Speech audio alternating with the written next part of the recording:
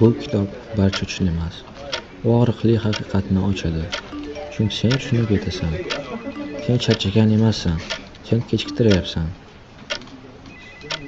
Sen yo'qolgan emassan, sen qaror qilmagansan. Sen band emassan, sen chalg'iyapsan. Ulgurmoqchimisan? O'zingni ayama. Kalendaringni och. Ortiqcha vazifalarni o'chir va shundan keyin bajar. His-tuyg'ularsiz. Tasavvur qiling, har kuni sizga 86.400 soniya beriladi. Uni qanday sarflaysiz? Daromad orttirishga, maqsadlarga yoki bekorchilikka? Del Kennedy bu soniyalarning qadriga yetishni o'rgatadi. Qat'iy time management bu oddiy va'dalar haqida emas. Bu kitob natijadorlikka hayotiy yondashuvdir. Kennedyning fikricha, vaqt sizning eng qimmatli kapitalingizdir. Sizda pul tugasa, qayta ishlashingiz mumkin bo'ladi. Ammo vaqt hech qachon qaytmaydi. U qat'iylik tarafdori.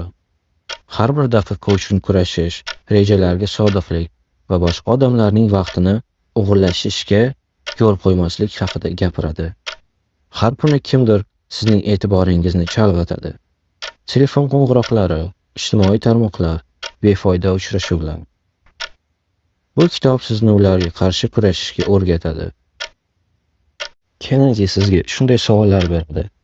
Har bir ish sizning asosiy maqsadingizga xizmat qilyaptimi? Nega siz hali ham yo'q deyishdan qo'rqasiz? Nima uchun vaqtingizni eng foydali mijozlar, ishlar, natijalarga yo'naltirmaysiz?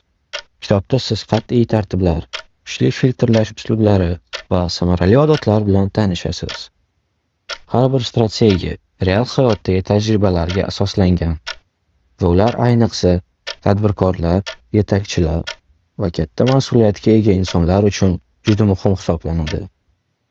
Agar siz vaqtni boshqarishni emas, uni egallashni istasangiz, bu kitob aynan siz uchun. Del Kennedy sizni yoqtirmasligi mumkin. Uning uslubi og'ir va talabchan. Ammo agar siz natija istasangiz, u sizga kerak bo'lgan yagona yo'lni ko'rsatadi. Endi esa savol: bugundan boshlab vaqtingizni kim boshqaradi? Sizmi yoki boshqalar?